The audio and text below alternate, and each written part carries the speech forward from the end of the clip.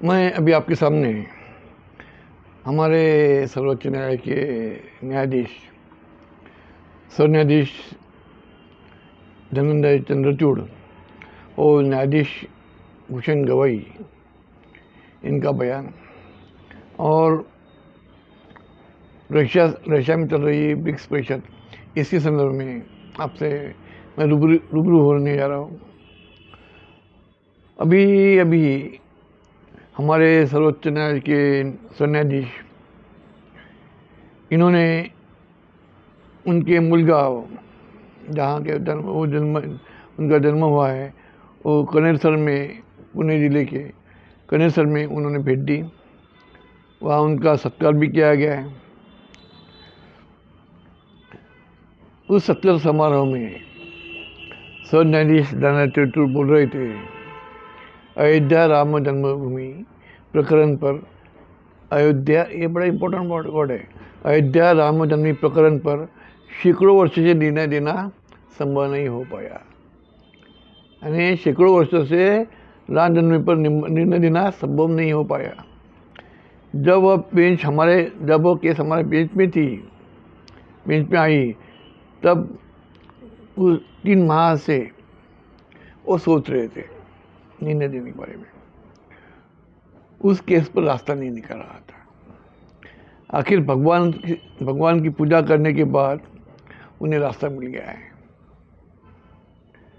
भगवान ने उन्हें बता दिया है और भगवान के माध्यम से उन्हें रास्ते मिलने के बाद उन्होंने निर्णय दिया।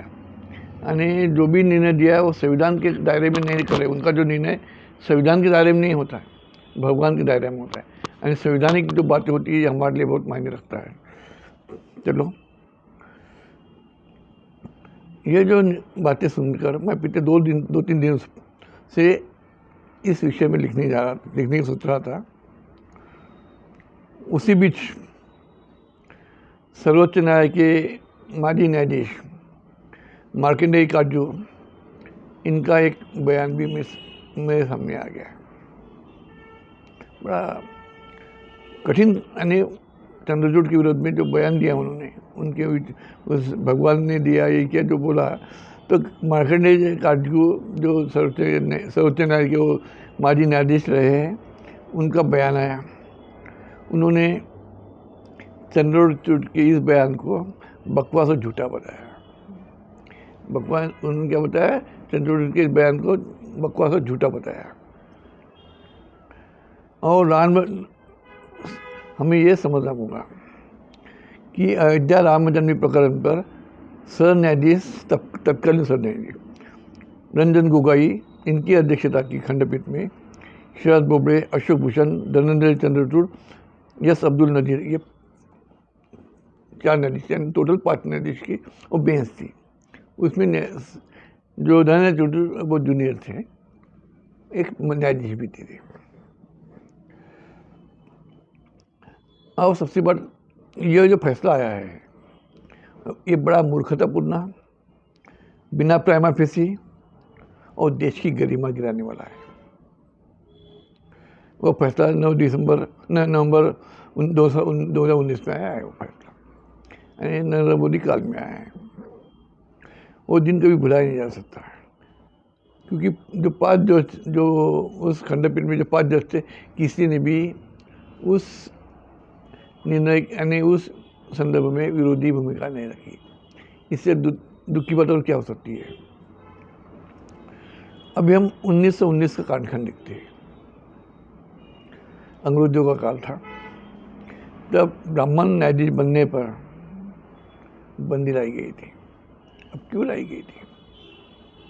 ब्राह्मण न्यायाधीश बनने को बंदी लाई गई थी और ब्राह्मण वर्ग का जो नियंत्रण 100% था, उसको 2.5% लाया गया। ये क्यों लाया गया? यही नहीं, उस जमाने में देवदासी प्रथा थी, वो बंद की गई। नवविवाहिता शुद्धिकरण प्रथा थी।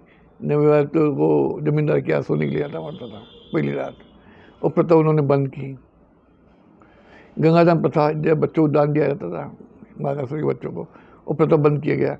शिक्षा का अधिकार नहीं था, वो अधिकार मिला। नौकरी का अधिकार नहीं था, वो नौकरी का अधिकार मिला। ये सभी काम सिर्फ अंग्रेज काल में हुई है। इसके पहले भारत में मनुस्मृति का बोलबाला था। तो मनुस्मृति के 8, 21, 22 में इस ग्रंथ के श्लोक में एक बात कहा गया है कि ब्राह्मण चाहे अयोग्य हो, ब्राह्मण चाहे अयोग्य हो, उसे न्यायाधीश बनाया जाए, वरना राज्य मुश्किल में फंस जाएगा। यानी वो लायक भी नहीं रहा ब्राह्मण तो भी उसे जज बनाया जाए। ये मनुस्मृति में लिखा गया है 8वें अध्याय 21 और 22 में श्लोक में। अभी ये मनुस्मृति में लिखा गया। उसी में दूसरे 8वें श्लोक में 270 में 8वें अध्याय में 270 श्लोक में क्या कहा गया है? यदि कोई ब्राह्मण पर आक्षेप करे तो उसे जीभ काट कर दंड दे, उसे जीभ काटना चाहिए। मनुस्मृति लिखा है यदि उस ब्राह्मण का विरोध करे तो उसे जीभ काटो। ये ब्राह्मण का बोलबाला देखो क्या है। तो वही स्त्री के संदर्भ में बहुत खतरनाक बातें हैं हिंदू। उसके 35:2-47 में कहा गया है, पत्नी एक से अधिक पति ग्रहण न करे, पत्नी एक से अधिक पति ग्रहण न करे। लेकिन पति चाहे कितनी भी औरत कर सकता है, स्त्रियों को अधिकार नहीं है, लेकिन आदमी को कितनी भी औरत हो अधिकार दिया गया है। शतपथ ब्राह्मण उनका एक किताब है, ग्रंथ है। उसमें 5:2-3-14 में कहा गया है, जो स्त्री अपुत्रा है, जिसको बच्चा नहीं होता, उसे त्याग देना चाहिए। जिस स्त्री को बच्चे नहीं होते उसको छोड़ देना चाहिए, ये लिखा है। उसी प्रकार बृहदारण्यक उपनिषद में कहा गया है 7:7 में, अगर पत्नी संबंध करने के लिए तैयार ना हो, इच्छा नहीं होगी किसी औरत की, कुछ कारण तबियत होगी, कुछ कारण, अगर पति संबंध करने के लिए तैयार ना हो तो उसे खुश करने का प्रयास करें। और तबियत भी ठीक नहीं, कुछ नहीं हुआ, उसकी मानसिक स्थिति भी नहीं रही, तो भी खुश करने का प्रयास करें। यदि फिर भी ना माने, उसे पीट कर वश में करें। उसे पीटना है, धर्म ग्रंथ कहता है उनके। मैत्रेयी संहिता के 3:8-3 में कहा गया है, मैत्रेयी संहिता में, नारी अशुभ है। यज्ञ के समय नारी, कुत्ते, शूद्र यानी ओबीसी है, को नहीं देखना चाहिए। यज्ञ के समय नारी अशुभ है, और यज्ञ के समय नारी, कुत्ते, शूद्र को यानी ओबीसी को नहीं देखना चाहिए। अर्थात नारी, शूद्र और कुत्ते एक समान ही हैं। अब सुनो, उसके बाद में महाभारत का वो रेफरेंस देंगे 12:40-1 में। उन्होंने क्या कहा है, नारी से बढ़कर अशुभ कुछ भी नहीं है। नारी से बढ़कर अशुभ कुछ भी नहीं है। उनके प्रति मन में कोई ममता नहीं होना चाहिए, उनके प्रति मन में कोई ममता नहीं होना चाहिए। वाल्मीकि रामायण भी देख लो, उन्होंने राम को मनु का संतान बता दिया, वंशज बताया मनु की। अब बताओ, भगवान की जो बात कर रहे हैं, धनंजय, ये संदर्भ दिया मैंने। और धनंजय को भगवान, ऐसे भगवान के शरण में है तो क्या न्याय देंगे? अगर जो भगवान की बात कर रहे हैं, देव की बात कर रहे हैं, अब भगवान का ऐसा संदर्भ है, न्याय क्या मिलेगा? संविधान की रक्षा कैसे होगी? और जब धनंजय चंद्रचूड़ जो है सरदार जी, वो स्त्री सक्षम की प्रेरणा उनकी माँ से मिलने की बात करते हैं, अच्छी बात है। स्त्री सक्षमीकरण जो की प्रेरणा उनसे माँ से मिली, अच्छी बात है। और उनकी पत्नी कल्पना दास जो है, उसने भी स्त्री सक्षम में जुड़ने की बात कही, अच्छी बात है, हमें उसका विरोध नहीं है। परंतु महात्मा ज्योतिबा फुले, सावित्रीबाई फुले, इनका याद भी नहीं है क्या? पुणे में वो, क्योंकि वो कनक सर से वो पुणे में आए, पुणे में रहे, पुणे में जो भी प्रेरणा ली माता फुले के माध्यम से हुई है। उन्होंने शिक्षा शिक्षा के दरवाजे खुले किए, अपनी पत्नी के माध्यम से सब महीना वो पढ़ाया, उनको याद भी नहीं है। ऊपर से गणेश पूजा होती है, पूजा का कथन कहकर खुलेआम कर रहे हैं, यानी हिंदू धर्म का प्रचार कर रहे हैं। देव पूजा भी खुलेआम वो बता रहे हैं मीडिया में, देव पूजा का वो देव की बात कर रहे हैं खुलेआम मीडिया में। हम क्या तो हिंदुत्व का परिचय दे रहे हैं, कट्टर हिंदुत्व का। दूसरे अर्थ में कहा जाए तो न्यायाधीश कुर्सी पर बैठकर पुरोगामी विचारों की बात करने वाले एक भेड़े की खाल नहीं है उनके, पुरोगामी बात तो हो रही है लेकिन भेड़े खाल उनके सर उन्हें इन्होंने पहनी हुई नहीं दिखाई देती। अतः इनके जजमेंट की समीक्षा होना बहुत जरूरी है। उन्होंने जो भी जजमेंट दिया उनका मेरिट डिमेरिट हमें देखना पड़ेगा। अब हम सर्वोच्च न्यायालय के जो माजी न्यायाधीश है मार्कंडेय काटजू, इन्होंने जो बयान दिया है अपने चंद्रचूड़ के विरोध में, ये हम उस पर चलते हैं। तो काटजू ने जो बड़े नामचीन फिलोसोफर है, उनका पूरे वर्ल्ड में उनको मान्यता है। फ्रांसिस बेकन का एक जो रेफरेंस है बहुत बड़ा फेमस रेफरेंस है, क्योंकि वो फेमस फिलोसोफर बहुत बड़ा फिलोसोफर रहा है। तो उनका एक स्टेटमेंट बड़ा इंपॉर्टेंट है और संदर्भ दिया उन्होंने, काटजू जी ने क्या कहा है, ए मच टॉकिंग जज is like an ill turn cymbal. A much talking judge is like an ill-turned cymbal। सिवायम भी है सिंबल के स्पीड। ज़्यादा बोलने वाला न्यायाधीश ये बेसुर बाजा जैसा है, अर्थात जो ज़्यादा बात करता है, जो न्यायाधीश ज़्यादा बात करता है ये बेसुर बाजा जैसा है। ये बड़ा मार्मिक विधान है फ्रांसिस बेकन का। काटजू यह भी कह गए मार्कंडेय काटजू कि जब वो जज बन गए थे, जूनियर थे, जज बन गए थे, तो उनको सीने ने कहा था अभी तुम जज बन गए हो तो ज़्यादा नहीं बोलना चाहिए, शाम को घर में रहना चाहिए, शाम को घूमना नहीं चाहिए, तुम्हें घर में रहना है और समाज में जुड़ना नहीं है। इसी वजह क्या बताया उन्होंने, इससे तुमको न्यायदान करने में, निरपेक्ष न्यायदान करने में सहूलियत होगी, तुम निरपेक्ष न्यायदान कर पाओगे। परंतु सर न्यायाधीश जो चंद्रचूड़ है वो कहते हैं कि ज़्यादा कार्यक्रम घूमते रहते हैं, उनका कहना है अपने मार्कंडेय काटजू का। लेकिन धनचूड़ तो उल्टे घूमते रहते कार्यक्रम में।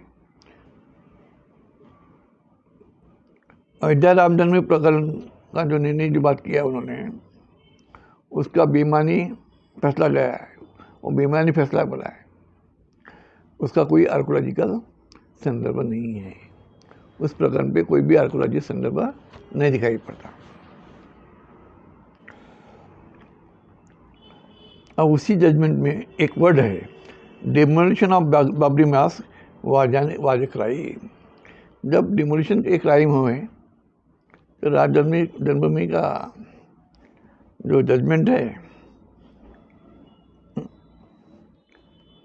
ये बड़ा कैसे, इसलिए उन्होंने कहा कि ये जो उन्होंने जजमेंट दिया, इसके पीछे धनंजय चंद्रचूड़ एक न्यायाधीश था, उनको चीफ जस्टिस बनना था, ये बड़ा एम्बिशियस व्यक्ति है, इसलिए उन्होंने ऐसा जजमेंट दिया। ये उनका आरोप है अपने काटजू का, क्योंकि धनंजय चंद्रचूड़ भारत का सर न्यायाधीश बनना चाहते थे। उनका आरोप, मेरा कहना है उनका आरोप है, और नरेंद्र मोदी सरकार को दुखाना भी नहीं चाहते थे सरकार को। यही नहीं, उसके आगे बढ़ते हैं अपने मार्कंडेय काटजू, उनके पिता का भी संदर्भ लिया उन्होंने, यशवंत चंद्रचूड़ का। जब वो न्यायाधीश थे, उनके पिता न्यायाधीश थे, तो मिसा का संदर्भ, मिसा का जजमेंट है, मिसा प्रकरण में 1975 की बात हो रही है। तो एडीएम जबलपुर वर्सेस शिवकांत शुक्ला का प्रकरण था वो। उसमें उन्होंने किसी भी, मिसा की बात हो रही है, किसी को भी पकड़ लो गोली मार दो उपाय नहीं है, एक जजमेंट न्यायाधीश कह रहे हैं, किसी को भी पकड़ लो गोली मार दो उपाय नहीं है। तो इस संदर्भ में जो 5 जज थे उस खंडपीठ में, तो इनके पिता भी थे यशवंत चंद्रचूड़, उन्होंने भी सरकार के फेवर में जजमेंट दिया। लेकिन एक जज था जस्टिस HR खन्ना, उसने विरोध में जजमेंट दिया। भाई ये बिल्कुल उचित नहीं है, ये मानव का अधिकार का उल्लंघन है। तो वो जो जज था खन्ना, उनको सरन्यायाधीश से सरकार विरोध में गया सर, इसलिए वो सरन्यायाधीश नहीं बन पाया। इसी पिताजी बन गए सरन्यायाधीश, क्योंकि उसके पिताजी भी एम्बिशियस थे, बेटा भी एम्बिशियस है। ये उनका कहना है, मेरा नहीं। मार्केट काजू का ही कहना है। वही बात है। अभी जो न्यायमवी मस्जिद का जो बड़ा इशू हो रहा है, अभी बड़ा चर्चा का विषय है, बनारस के, उस संदर्भ में काजू क्या बोलते हैं। वो जो न्यायमवी मस्जिद जो है वो औरंगजेब ने 1680 में उसे मस्जिद बनाई थी। 1680 की बात हो रही है। और उसके लिए उन्होंने कहा है कि एक एक्ट है, the places of worship act 1919 का एक्ट है। उस एक्ट के अंतर्गत वो केस रिस्टोर नहीं हो सकती है और मेंटेनेबल भी नहीं है। सुप्रीम कोर्ट ने भी वो निर्णय लिया, पेंडिंग है। उसमें अगर उन्होंने बोल दिया तो ये मेंटेनेबल नहीं है, तो पूरी केसेस वो जितनी केसेस है मस्जिद की हल होती, क्योंकि उसमें भारत को आज़ादी 1947 में मिली। 47 के पहले का संदर्भ को लागू नहीं होता, क्योंकि 1680 का इस केस है। और ये भारत को आज़ादी 15 अगस्त 1947 मिली, तो एक्ट तब से लागू हो रहा है। तो ये बात उन्होंने की, इसलिए मेंटेनेबल नहीं है। तो ये इसका आरोप भी उन्होंने धनंजय चंद्रचूड़ लगाया है कि वो 3 लोगों ने उस पर रिस्टोर नहीं होना चाहिए था, और जस्ट वो केस ये वहाँ था, मेंटेनेबल नहीं बताया उन्होंने। और जस्टिस के बारे में बात किया। जस्टिस क्या है? What is justice? It is not a law court. वो क्या बोलते हैं? It is not a law court, बल्कि ह्यूमन बीइंग की जो नीड है, गरज है, उनकी रक्षा करना है, उनको वो प्रदान करना है, ये बात करते हैं। It is justice. मानव अधिकारों की जो नीड्स है उसकी रक्षा करना है, उनकी प्रदान करना है, ये ह्यूमन राइट्स है, ये ह्यूमन है, ये है जस्टिस। ये जस्टिस को भी उनको आता नहीं, जस्टिस की व्याख्या उनको समझ में नहीं आती, ये उनको आरोप है काजू का। जब किसी ने कहा कि आप क्या अभी जो रिटायर होने वाले हैं धनंजय चंद्रचूड़, उनको क्या उपदेश देना चाहोगे, इस पर वो चिढ़ते हैं काजू और कहते हैं don't give unsolicited advice. Don't give unsolicited advice, अर्थात किसी ने उपदेश ना मांगा हो तो उसे उपदेश ना दे। किसी उपदेश नहीं मांगा तो हम क्यों उपदेश दें? ये बड़ा सुंदर है। तो काजू का जो संदर्भ जो उन्होंने कहा है वो बड़ा सीरियस भी है और महत्वपूर्ण है, जिसको हर जज ने, चंद्रचूड़ नहीं है, हर जज ने उसको समझना बहुत ज़रूरी है। अब हम पंजी को बढ़ते हैं। अभी दक्षिण गोवा में एक परिषद हुई है, supreme court advocates on record association की उनकी एक परिषद हुई, अभी जस्ट 2-3 दिन पहले परिषद हुई। वहाँ सर न्यायाधीश धनंजय चंद्रचूड़ कहते हैं उस परिषद में धनंजय चंद्रचूड़ कहते हैं हर किसी भी व्यक्ति को कानूनी विसंगति या गलतियों पर टीका करने का अधिकार है। उन्होंने स्वीकार किया है, अगर कानून में विसंगतियाँ हैं, गलतियाँ हैं जजमेंट में, तो उस पर टीका करने का व्यक्ति को अधिकार है। उन्होंने स्वीकार किया है। उस परिषद की बात कर रहा हूँ मैं, इसलिए अथवा ये जो बात उन्होंने कहा है काजू का, वो उनका अधिकार भी है, आम आदमी का भी अधिकार है। साथ ही न्यायालय में आगे कहते हैं, साथ ही न्यायालय का कार्य ये परिणाम के दृष्टिकोण से भी देखना चाहिए, ये भी कहते हैं। साथी न्यायालय के कार्य का परिणाम साथी न्यायालय का कार्य या परिणामों के दृष्टिकोण से भी देखा जाता है। इसके वही परिषद में न्यायाधीश भूषण गवई का जो भाषण है बड़ा महत्वपूर्ण भाषण है, बहुत ही महत्वपूर्ण। भूषण गवई इनका भाषण अभी हम चलते हैं। किसी न्यायाधीश ने चुनाव लड़ा, ऐसे कोई इसका इफेक्ट भी हुआ इस संदर्भ में कहते किसी न्यायाधीश में चुनाव लड़ने हेतु अपने पद का इस्तीफा दिया तो जनमन में उसके निष्पक्ष प्रतिपन्ना पर परिणाम कर जाता है। अगर न्यायाधीश सुप्रीम कोर्ट का न्यायाधीश, हाई कोर्ट का न्यायाधीश ले जाएंगे तो राजनीति में आ जाता है। तो ये जो निष्पक्ष पक्षपन्ना है उस पर परिणाम करता है, एक भूषण गवई जी कहते हैं। वही न्यायिक मूल्य और सचोटी या न्याय व्यवस्था की न्यायिक मूल्य और सचोटी या न्याय व्यवस्था की विश्वसनीयता रखने वाला एक मूलभूत आधार स्तंभ है। ये क्या है? न्यायिक मूल्य और सचोटी एक बड़ा विश्वसनीयता है रखने वाले आधार स्तंभ है न्याय व्यवस्था का। न्यायालयीन काम करते समय तथा न्यायालय के बाहर, न्यायालय के अंदर भी और बाहर भी जो काम करते हुए न्यायाधीश के बारे में उनका वर्तन न्यायिक नीति और मूल्य से भरा होना चाहिए। और अंदर भी या बाहर भी कोई न्यायाधीश का जो वर्तन है वो क्या होना चाहिए? न्यायिक नीति और मूल्य से भरा हो। बड़ा इंपॉर्टेंट वर्ड उन्होंने कहा। किसी भी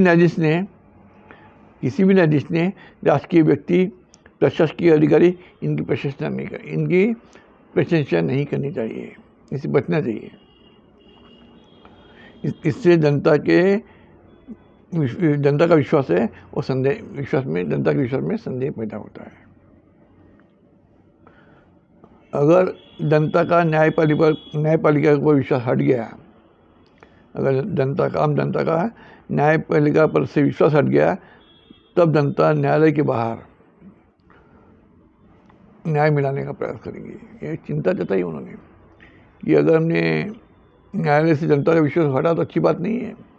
बाहर यानी इससे समाज व्यवस्था का दुष्परिणाम गिरेगा। ये बड़ा इम्पोर्टेंट है। अतः जज का मर्यादा कैसे होना चाहिए ये बता रहे हैं। अतः हमें संवेदनशील प्रकरण पर सावध होना जरूरी है। धर्म, जाति, लिंग, राजनीति समान संवेदनशील विषयों पर टीका करने से बचना होगा। बड़ा इम्पोर्टेंट बात कही है गवई जी ने।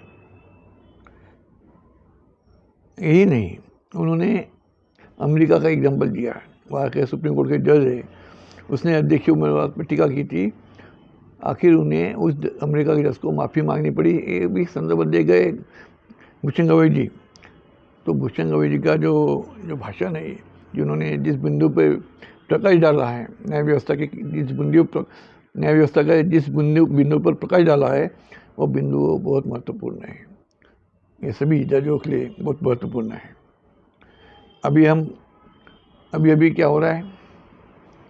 अभी हमारे एक विवाद उभरा है। कनाडा भारत का विरोध में आपस में दुश्मनी चल रही है और राजदूतों को देश छोड़ने के लिए बाध्य होना पड़ा। वही रशिया और चाइना दोष भी अमेरिका विरोधी ताकतों को अपने साथ जोड़ने में लगे हुए हैं। चाइना ने अपनी अर्थव्यवस्था को बड़ा ही मजबूत किया है। आज विश्व की सबसे मजबूत अर्थव्यवस्था होंगी तो चाइना की है, और वो विश्वशक्ति बनकर उभरने की कोशिश कर रहा है। आज अमेरिका है, पहले रशिया और अमेरिका में संघर्ष हुआ, ये चलता था, फाइट होती थी। आज रशिया को उन्होंने उसमें से बाहर निकाल दिया। विश्वशक्ति अभी अमेरिका है, अभी उसको चैलेंज चाइना दे रहा है। अब तो चाइना की अर्थव्यवस्था बड़ी मजबूत है। और जो भारत के आदिवासी देश है, जो सार्क देश भी है, और सार्क देश भी ये हमारे विरोध में है। उनकी मित्रता हमसे कम और चाइना से मित्रता ज़्यादा है, बढ़ गई है। और चाइना ने ब्रिक्स परिषद का आयोजन किया था। इसके पहले चाइना हुई थी ब्रिक्स परिषद, तब अमेरिका रशिया से सभी देशों का अध्यक्ष वहाँ थे, परंतु भारत ने बहिष्कार डाला था। वो चाइना में हुई ब्रिक्स परिषद में, जो ब्रिक्स परिषद हुई थी चाइना में, भारत का बहिष्कार रहा था। अभी उस बहिष्कार से हमें क्या मिला, ये भी संशोधन का विषय है। अभी हमारे भारत के प्रधानमंत्री नरेंद्र मोदी रशिया में अभी ब्रिक्स परिषद हो रही है, इसलिए रशिया में है, सभी देशों राज्य प्रमुख वहाँ है। और दूसरी ओर अभी हम भारत चाइना समझौता दिखाई पड़ रहा है। पूर्व लद्दाख जो भारत का भूभाग है, वहाँ चाइना का आक्रमण बताया गया था, तो उसमें समझौता होने की बात कही गई है। अब समझौता कितना हुआ, क्या हुआ, वो वक्त बताएगा। लेकिन वो सीमा विषय इतना सहज भी नहीं है। मुख्य विवाद जो है चाइना जैसे सीमा प्रदेश का जो सीमा है, उनका मुख्य जो विवाद है वो अरुणाचल प्रदेश की तवांग से जुड़ा हुआ है। तवांग बुद्ध विहार बहुत बड़ा बुद्ध विहार है, तो तवांग अरुणाचल प्रदेश में तवांग बुद्ध विहार से भूभाग से जुड़ा हुआ है। 1962 में जो चाइना भारत युद्ध हुआ था, वो भी उसी से जुड़ा हुआ था। और 1962 में चाइना ने भारत पर एक तरफा आक्रमण किया, एक तरफा युद्धबंदी भी की। तबकि नेहरू ने चीनी हिंदी भाई भाई नारा लगा दिया। चीनी हिंदी भाई भाई नारा हुआ था हमारा उस जमाने में, बड़ा चलता था चीनी हिंदी भाई भाई। फिर एक तरफा आक्रमण क्यों और एक तरफा युद्धबंदी क्यों? कभी भी युद्ध होता है तो दोनों पक्ष बैठते हो और समझौता करते हैं, इसमें वैसा नहीं हुआ। इसका संदर्भ 400 वर्षीय एक बौद्ध लामा थे, उनसे जुड़ा हुआ है, जो दिखने में 40 साल के समान दिखता था। उम्र उनकी 400 साल थी, वो बौद्ध भिक्षु की, और दिखने में बिल्कुल 40 साल का दिखता था। और माओ जो थे उनको एक घाटी का पता लगा, घाटी का नाम सुनने में आया कि वहाँ आदमी की आयु बढ़ती है।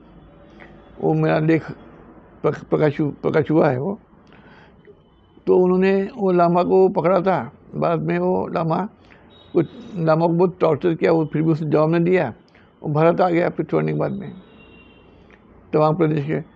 तो फिर युद्ध किसी पर्याय नहीं था उनको पकड़ने के लिए, लामा को पकड़ने के लिए।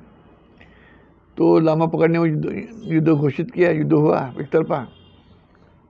लेकिन लामा को आसाम की ओर भगा दिया उसने, तवांग के मोनेस्ट्री ने, वहाँ के हमारे लोगों ने, जो बुद्ध भिक्षु ने। तो रास्ते में घोड़े पे बिठा दिया। तो घोड़ा वो क्या हुआ, पूरा पहाड़ी एरिया है वहाँ। उस टाइम में रोड नहीं थे, कुछ नहीं थे, तो पहाड़ी एरिया है, रेलवे भी नहीं है वहाँ। तो वो लामा का घोड़ा फिसल गया और लामा का वहाँ मृत्यु हो गई। वो जो चीनी सैनिकों का आक्रमण भारत पर अरुणाचल प्रदेश में हुआ, वो आगे बढ़ते रहे। उनको वो बौद्ध भिक्षु थे, उनका वो शरीर मिला, उसका शरीर ले लिया और चाइना ले गए और युद्धबंदी घोषित हो गई। तो ये जो बातें हो रही है लद्दाख सीमा भूभाग छोड़ने की बातें, तो पहले भी तैयार था चाइना, ये तुम ले लो चाइना लद्दाख भाग, हमें तवांग दे दो, ये तो बात पहले भी करते आया है चाइना। अतः ब्रिक्स परिषद में भारत को क्या मिलता है? अभी जो ब्रिक्स परिषद रशिया में हो रही है, इसे भारत को क्या मिलता है या क्या मिलने वाला है, अभी हमें देखना पड़ेगा। भारत कनाडा विवाद तो चल रहा है और इस विवाद का असर भी क्या होने वाला है, ये भी हमको देखना है। अतः इसमें ईरान भी सहभागी होने वाला है इस ब्रिक्स परिषद में। अब हमें देखना है कि भारत की विदेश नीति क्या है। अभी ब्रिक्स परिषद हमारे लिए एक बड़ा हमारे आउटपुट, हमारे देश की विदेश नीति दिखाई पड़ेगी। हमारे नेता लोग, हमारे भारतीय नेता लोग, प्रधानमंत्री, विदेश मंत्री वहाँ रहेंगे। अब क्या वो लोग कैसे डेवलप करते हैं, कैसा पाते हैं, ये हम देखेंगे। नमो बुद्धाय, जय भीम, जय भीम, जय भीम।